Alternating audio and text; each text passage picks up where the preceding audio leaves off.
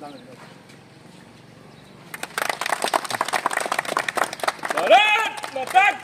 జై జై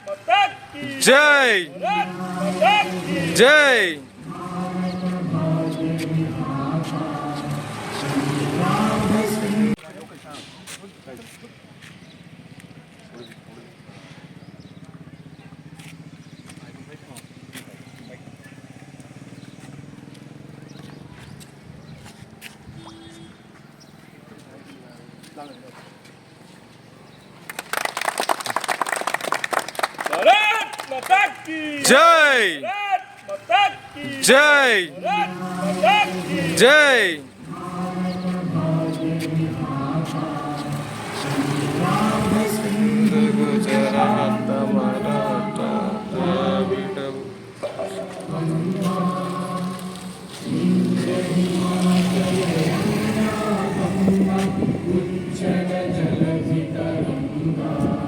హిందూ ప్రజలు వాళ్ళ మీద ఈ నవాబు ఈ తెలంగాణ నిజాం యొక్క రుబాబ్గిరి ఏంటి, వీరి యొక్క దండనాయకుల రుబాబ్గిరి ఏంటి?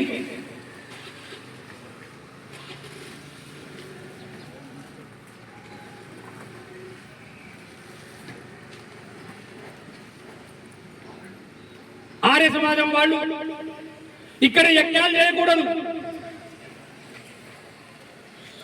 ఇక్కడ ఆర్య సమాజం వేదం యొక్క విద్యని ప్రాచుర్యం చేయకూడదు, ఆర్య సమాజంలోకి ఎవరు పోకూడదు. నిన్న అదేదో పండుగ వచ్చింది, ఏం పండుగ? మిలాదున్నబి. ఏం పండుగ? మిలాదున్నబి. ఇవాళ గణేష్ నిమజ్జనం. అడే ఏమంటున్నాడు? ఆ 8% ఉన్న ప్రజల పండగ వస్తే నువ్వు 95% ఉన్న ప్రజల పండగ చేసుకోవద్దు, వినాయక నిమజ్జనాలు పెట్టుకోవద్దు, దేవాలయాల్లో పూజలు చెయ్యవద్దు,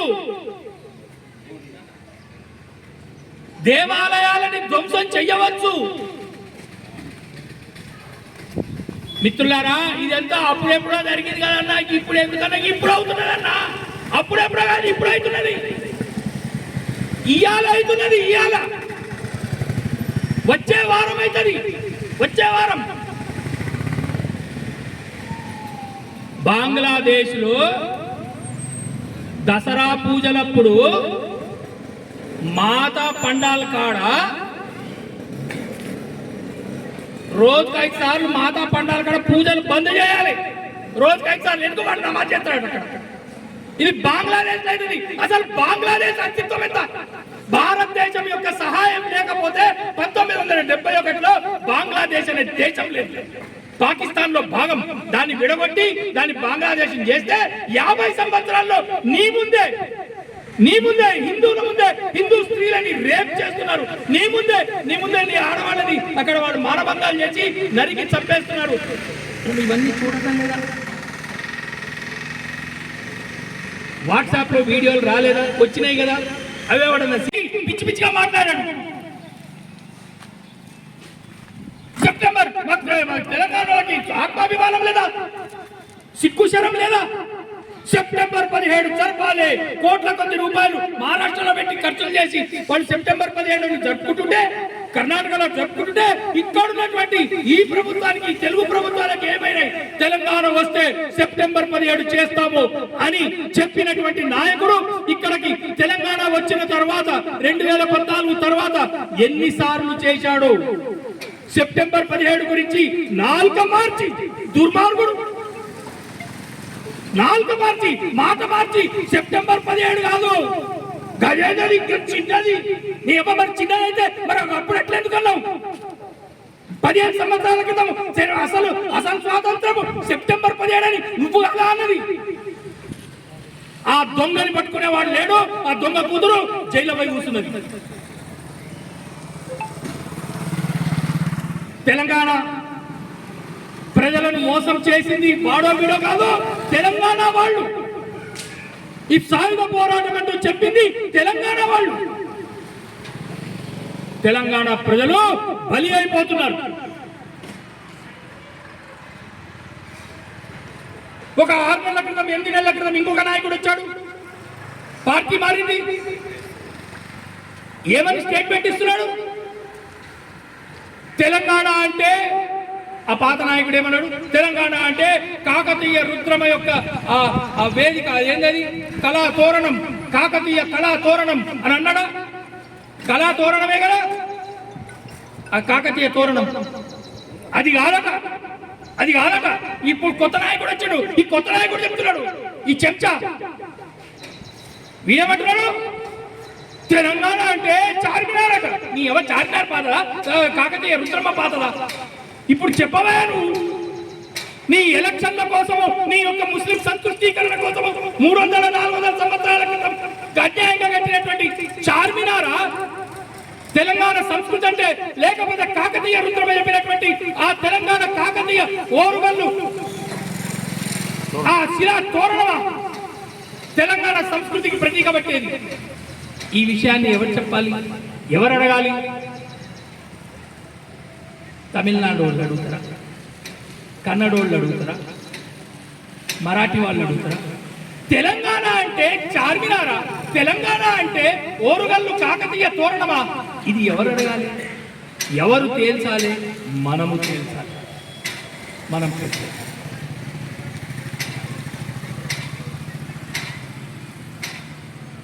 భారతదేశమంతా 1947 15 ఆగస్టున స్వాతంత్రం వస్తే ఇక్కడ నిధులని పోలీసులు అరెస్ట్ చేసి గణేశుని విగ్రహాన్ని జైల్లో పెట్టింది.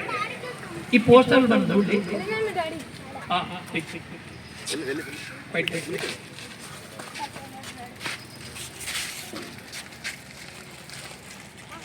పిచ్చి పిచ్చిగా మాట్లాడాడు. సెప్టెంబర్ తెలంగాణకి ఆత్మాభిమానం లేదా, సిగ్గుశరం లేదా? సెప్టెంబర్ 17 జరపాలి. కోట్ల కొద్ది రూపాయలు మహారాష్ట్రలో పెట్టి ఖర్చులు చేసి వాళ్ళు సెప్టెంబర్ 17 జరుపుకుంటుంటే, కర్ణాటకలో జరుపుకుంటుంటే, ఇక్కడ ఉన్నటువంటి ఈ ప్రభుత్వానికి, తెలుగు ప్రభుత్వానికి ఏమైనాయి? తెలంగాణ వస్తే సెప్టెంబర్ 17 చేస్తాము అని చెప్పినటువంటి నాయకుడు ఇక్కడికి తెలంగాణ వచ్చిన తర్వాత 2014 తర్వాత ఎన్నిసార్లు చేశాడు? సెప్టెంబర్ 17 గురించి నాలుక మార్చి, దుర్మార్గుడు నాలుక మార్చి, మాట మార్చి సెప్టెంబర్ 17 కాదు గజేంద్ర ఇంకా చిన్నది. నీ అమ్మ మరి చిన్నదైతే మరి అప్పుడు ఎట్లా ఎందుకన్నావు? 15 సంవత్సరాల క్రితం అసలు స్వాతంత్రం సెప్టెంబర్ 17 అని నువ్వు కదా అన్నది.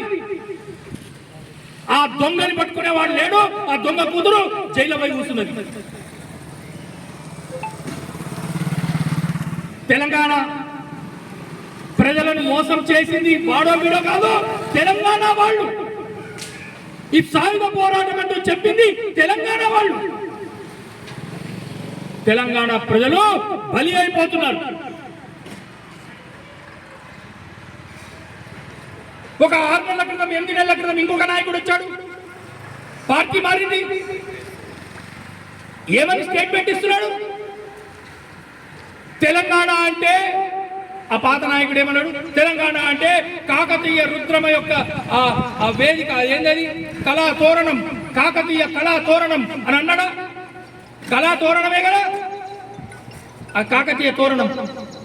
అది కాదట, అది కాదట. ఇప్పుడు కొత్త నాయకుడు వచ్చాడు, ఈ కొత్త నాయకుడు చెప్తున్నాడు, ఈ చెంచా వీడేమంటున్నాడు?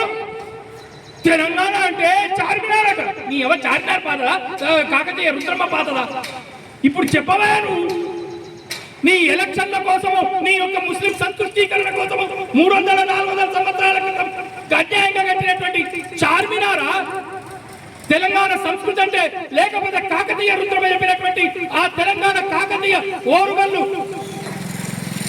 ఆ శిలా తోరణమా తెలంగాణ సంస్కృతికి ప్రతీక పట్టేది? ఈ విషయాన్ని ఎవరు చెప్పాలి, ఎవరు అడగాలి? తమిళనాడు వాళ్ళు అడుగుతారా, కన్నడ వాళ్ళు అడుగుతారా, మరాఠీ వాళ్ళు అడుగుతారా? తెలంగాణ అంటే చార్మినారా, తెలంగాణ అంటే ఓరుగల్లు కాకతీయ తోరణమా? ఇది ఎవరు అడగాలి, ఎవరు తేల్చాలి? మనము తేల్చాలి, మనం తేల్చాలి.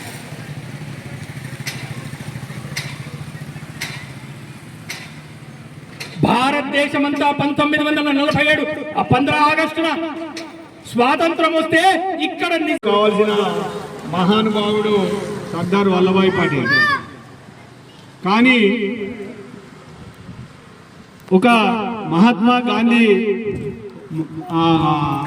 వల్లనే ఈయన ప్రధానమంత్రి కాకపోవడానికి కారణము అర్హత లేని వాళ్ళు ప్రధానమంత్రి అవడానికి మరి అప్పుడు అవకాశాలు ఉండే. ఇతను ఇది ఉప ప్రధాని హోమ్ మినిస్టర్ ఉండే. ఎన్నోసార్లు ఈ దేశంలో కొన్ని అరాచకాలు జరుగుతుంటే ఆయన మాట్లాడడం జరిగింది గాంధీ మహాత్ములతోటి కానీ జవహర్లాల్ నెహ్రూ అప్పుడున్న స్వతంత్ర సమరయోధులు వాళ్ళతో. కానీ అది అట్లనే ఉండాలి, వాళ్ళని ముట్టుకోవద్దు, వాళ్ళని ముట్టుకుంటే మరి బాగుండదని ఉద్యోగింపు రాజకీయాలు చేసుకుంటా మన ఆడపిల్లలకు ఎటువంటి ఘోర కలి ఏదైతుందో ఆల్రెడీ మన దగ్గర జరిగింది. కానీ దాని నుండి ఆ చరిత్రను మనకు అందలేదు. ఆ చరిత్ర ద్వారా మన పాఠాలు నేర్చుకోలేదు.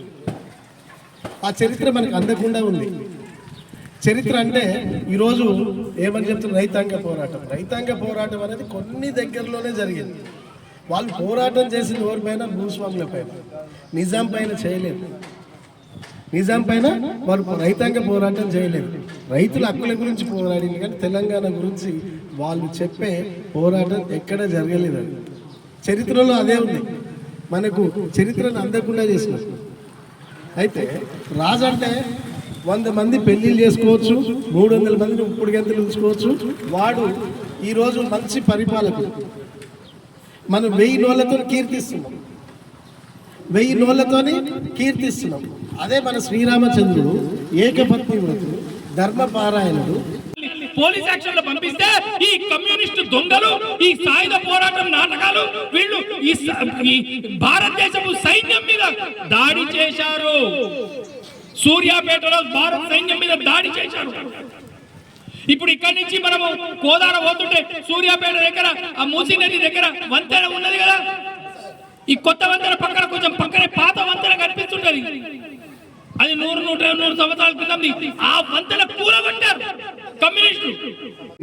మన ఆడపిల్లలకు ఎటువంటి ఘోర కలి ఏదైతుందో ఆల్రెడీ మన దగ్గర జరిగింది. కానీ దాని నుండి ఆ చరిత్రను మనకు అందలేదు. ఆ చరిత్ర ద్వారా మన పాఠాలు నేర్చుకోలేదు. ఆ చరిత్ర మనకు అందకుండా ఉంది. చరిత్ర అంటే ఈరోజు ఏమని చెప్తున్నారు, రైతాంగ పోరాటం. రైతాంగ పోరాటం అనేది కొన్ని దగ్గరలోనే జరిగింది. వాళ్ళు పోరాటం చేసిన ఎవరిపైన, భూస్వాముల పైన, నిజాం పైన చేయలేదు. నిజాం పైన వాళ్ళు రైతాంగ పోరాటం చేయలేదు. రైతుల హక్కుల గురించి పోరాడింది, కానీ తెలంగాణ గురించి వాళ్ళు చెప్పే పోరాటం ఎక్కడ జరగలేదు. చరిత్రలో అదే ఉంది. మనకు చరిత్రను అందకుండా చేసినారు. అయితే రాజు అంటే 100 మంది పెళ్ళిళ్ళు చేసుకోవచ్చు, 300 మందిని ఉప్పుడు గంతలు ఉంచుకోవచ్చు. వాడు ఈరోజు మంచి పరిపాలకుడు. మనం 1000 నోళ్లతో కీర్తిస్తున్నాం, 1000 నోళ్లతోని కీర్తిస్తున్నాం. అదే మన శ్రీరామచంద్రుడు ఏకపత్ని వ్రతుడు, ధర్మపారాయణుడు. ఆడపిల్లలను కూడా మానభంగం చేసి ఎంతో మంది మన యొక్క జాతీయవాదులను, స్వతంత్ర పోరాట యోధులను మరి కాల్చి చంపిన చరిత్ర కాసిం రజీది. కాబట్టి మరి మనకు స్వతంత్రం రావాలంటే మనకు మొట్టమొదటి ప్రధానమంత్రి మరి నెహ్రూ గారు. దురదృష్టం ఏంటంటే మనకు మొట్టమొదట ప్రధానమంత్రి కావాల్సిన మహానుభావుడు సర్దార్ వల్లభాయ్ పటేల్. కానీ ఒక మహాత్మా గాంధీ వల్లనే ఈయన ప్రధానమంత్రి కాకపోవడానికి కారణము అర్హత లేని వాళ్ళు ప్రధానమంత్రి అవడానికి మరి అప్పుడు అవకాశాలు ఉండే. ఇతను ఇది ఉప ప్రధాని హోమ్ మినిస్టర్ ఉండే. ఎన్నోసార్లు ఈ దేశంలో కొన్ని అరాచకాలు జరుగుతుంటే ఆయన మాట్లాడడం జరిగింది గాంధీ మహాత్ములతోటి కానీ జవహర్లాల్ నెహ్రూ అప్పుడున్న స్వతంత్ర సమరయోధులు వాళ్ళతో. కానీ అది అట్లనే ఉండాలి, వాళ్ళని ముట్టుకోవద్దు, వాళ్ళని ముట్టుకుంటే మరి బాగుండదని బుజ్జగింపు రాజకీయాలు చేసుకుంటా హుసేన్ సాగర్ ఆ ట్యాంక్ బండరా నువ్వు నిమజ్జనం చెయ్యొచ్చో చెయ్యరాదు ఇప్పుడు తెలిసిందారా నీకు? హుసేన్ సాగర్ కలుషితం అయితే ఇప్పుడు తెలిసిందారా నీకు?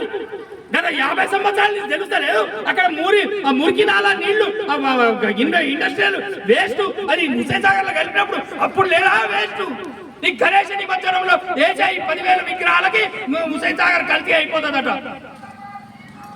మరి హుస్సేన్ సాగర్ కలిసి అయిపోతే మరి ఉప్పల్లో ఉన్న నల్ల చెరువుని ఎవడు కబ్జా చేసిండు? దీన్ని ఎవడు కలిసిదని చేసిండు? రామంతపూర్లో చెరువు ఉన్నది, అది ఎవడు కలిసిదని చేసిండు? హైదరాబాద్ సిటీ మొత్తంలో 800 చెరువులు ఉన్నాయి, ఆ చెరువులన్నీ కబ్జాలు అయిపోయినాయి, అవి ఎవడు చేసిండు? అది ఎవడు అడగడు. వారికి కనిపించేది హిందువుల యొక్క ఈ గణేష విగ్రహం, ముస్లిం వారికి కూడా అదే కనిపించింది. ఎందుకు ఇట్లా అవుతున్నది? ఎందుకంటే హిందువు ఎవరికి కొరగాని వాడు, హిందువు ఎందుకు పనికిరి వాళ్ళవాడు, హిందువు కులాల పేరు మీద విడిపడ్డవాడు, హిందువు భాష పేరు మీద విడిపోయినాడు. వీడు కలిసి ఉంటే వానికి ముప్పు. హిందువు జాగృతి అయితే దేశం గొప్పదైతుంది, వానికి ముప్పు, వారి అస్తిత్వం ఉండదు. కాబట్టి హిందువుని కులంగా భాష పేరు మీద ప్రాంతం పేరు మీద విడగొట్టడానికే ఈ ప్రయత్నాలు.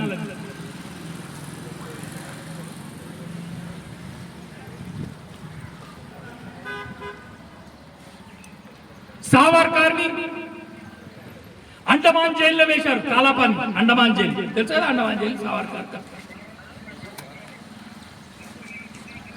ఆ అండమాన్ జైలు కాలాపాని అంటే సావర్కర్ ఒకటే కాదు, ఇక్కడ ఉన్నది ఇంకొక అండమాన్ జైలు, తెలంగాణలో ఉన్నది ఒక కాలాపాని.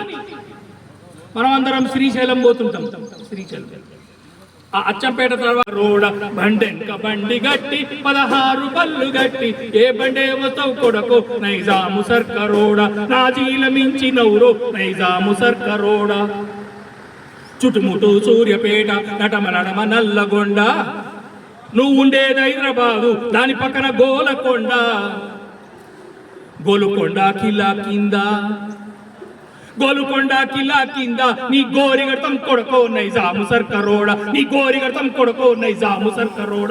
ఇది ప్రసిద్ధమైనటువంటి పాట, బండి యాదగిరి పాట. ఎవని గోరి కడతాడు అక్కడ? గోల్కొండ కింద ఎవని గోరి కడతాడు? ఆ నిజాం యొక్క గోరి కడతా అంటాడు. ఇది ఎందుకు ప్రసిద్ధమైంది? ఆ రోజున వాట్సాప్ లేవు, ఏఆర్ రెహమాన్ మ్యూజిక్ లేవు, ఏం లేవు. ఎవడో ఒక మారుమూల గ్రామంలో పాడుకున్న పాట మొత్తం తెలంగాణ ప్రాంతం అంతా అది ప్రతిధ్వనించిందంటే ఎందుకైంది? ఇక్కడ ఉన్నటువంటి ప్రజలు, ఇక్కడ ఉన్నటువంటి తెలంగాణ హిందువులు ఆ పాటకి స్పందన, వాళ్ళ హృదయ స్పందన ఆ పాటలో కనిపించింది.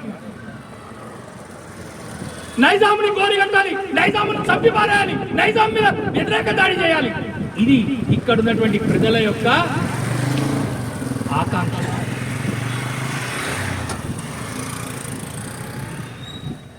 దీనికి వ్యతిరేకంగా ఆర్య సమాజం అనేటువంటి సంస్థ ఎంతో ప్రయత్నాలు చేసింది, సత్యాగ్రహాలు చేసింది. వాడు గ్రామానికి వస్తాడు, గ్రామానికి వచ్చి ఏం చేస్తాడు? వీళ్ళెవరు లేనప్పుడు హిందువులను పట్టుకొని చల్ సంపద అని చెప్పి కత్తులతో పొడుస్తామంటే చెప్పను కానీ ఏంద్రా అంటే అల్లాహ్ అక్బర్ అను అంటే అల్లాహ్ అక్బర్ అక్బర్ అక్బర్ అని అనగానే అయిపోయా కదా, మీరందరూ తుర్కోలు అయిపోయారు, గ్రామం అంతా తుర్కం అయిపోయింది అని చెప్పి వెళ్ళిపోయాడు. ఇట్లా గ్రామాలను ముస్లింలుగా మార్చినటువంటి చరిత్ర ఈ తెలంగాణ హైదరాబాద్ చరిత్ర. ఆర్య సమాజం వాళ్ళు స్వామి శ్రద్ధానంద ప్రేరణతో మళ్ళీ వీళ్ళందరూ మళ్ళీ ఆర్య సమాజం వాళ్ళు మళ్ళీ గ్రామాలు పోయి ఏంటంటే అయ్యో మేము తుర్కోలం అయిపోయినాం బిడ్డ, మా దగ్గరికి రాకు, మేము తుర్కోలం అయిపోయినా. నువ్వు ఎట్లయినావు తుర్కోన్వి? నీ అయ్యా నీ తాత మీ ముత్తాత అంతా హిందువులైనప్పుడు నువ్వు తుర్కోన్ ఎట్లయినావు? అందరు మీరు అందరు రండి, వరుసగా రండి, అందరు నిల్చోండి, అందరు ఓం అనండి, జై జగదీశ్వర్ అనండి. అందరితో ఓం భూర్భువస్వాహ మంత్రం చెప్పించి అందరు నోట్లో మళ్ళా తులసి ఆకులు పెట్టి వాడు ఏం చేసిండో మనం భగవంతుని సాక్షిగా చెప్తున్నాం. మీరందరూ పునర్గర్భాపతి, మీరందరూ హిందువులు అయిపోయారంటే అబ్బా మేము హిందువులం అయిపోయామా, ఓ నాయన బిడ్డ నువ్వు మీ అయ్యా మీ పిల్లలందరూ చల్లంగా బాగుండండి అని చెప్పి గర్భాపసీలు ఇక్కడ తెలంగాణలో గ్రామాల్లో జరిగినాయి. ఈ గర్భాపసి చరిత్ర వల్ల ఎంతమందికి తెలుసు?